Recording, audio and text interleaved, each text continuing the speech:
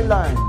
Islamabad police ने F9 park में खातून से ज्यादती केस के 2 मुलजिमान की हलाकत का दावा किया है। पुलिस के मुताबिक इस्लामाबाद के सेक्टर D12 में नाके पर 2 नामालूम मुसल्लह मोटरसाइकिल सवारों ने फायरिंग की, जिसके बाद पुलिस की जवाबी फायरिंग में 2 मुलजिमान हलाक हो गए। PTI रहनुमा और साबिक वजीर खजाना हमाद अजहर ने कहा है कि जंगों में भी पाकिस्तान की मईशत इतनी खराब नहीं हुई जितनी आज है। एक बयान में हमाद अजहर ने कहा कि आलमी मंडी में पेट्रोल और डीजल की कीमतें कम हुई हैं। जब पेट्रोल आलमी मंडी में $113 पर था तो पाकिस्तान में पेट्रोल की कीमत $150 थी। चीचावतनी के करीब कोयटा से पिशावर जाने वाले जाफर एक्सप्रेस में धमाका हुआ।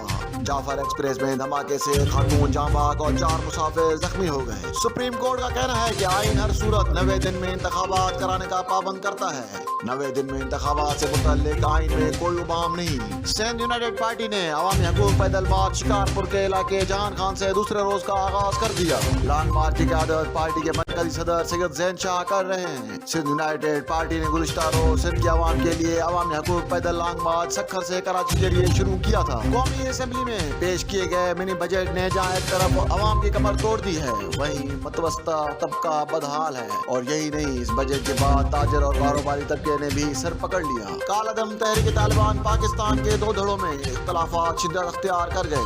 अफगान इंटेलिजेंस ज़राए के मुताबिक कन्नड़ में TTP मसूद ग्रुप और जमायतुल अहरार के दरमियान मुसल्लह झड़प हुई, जिसमें दोनों जानिब से 8 दहशतगर्द हलाक हुए। वजीर दाखिला राना सनाउल्लाह ने कहा है कि वो इमरान खान की गिरफ्तारी का बिल्कुल इरादा रखते हैं, मगर हुकूमत और वजीर आजम की इजाजत के पाबंद हैं। हेडलाइन अपनी जानिब बढ़ते हैं तो फिर आपकी जानिब।